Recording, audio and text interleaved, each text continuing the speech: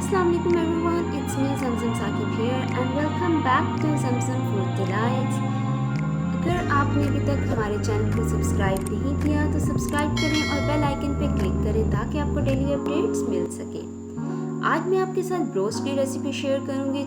Chicken को marinate करने के लिए एक पेस्ट तैयार करेंगे जिसमें garlic, green chillies, lemon, coriander powder, काली मिर्च, हल्दी, सॉल्ट और ऑयल का यूज़ करेंगे। इन तमाम इंग्रेडिएंट्स को एक बाउल में मिक्स करके मैं इसको हैंड मिक्सर से अच्छे से ग्राइंड कर लूँगी। आप चॉप फॉर्म में भी यूज़ कर सकते हैं।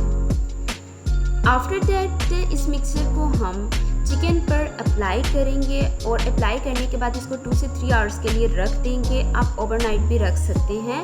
एंड देन इसको एक पैन में डाल के half cup of water add करेंगे और इसको स्टीम पे अच्छे से कुक कर लेंगे। देन हम अपना बैटर तैयार करेंगे जिसमें 2 cups of all purpose floor लिया और अच्छे से मिक्स करके गाढ़ी पेस्ट बना लेनी है। और ड्राई बैटर में हमने 1 cup of maida and 1 cup of cornflour add किया।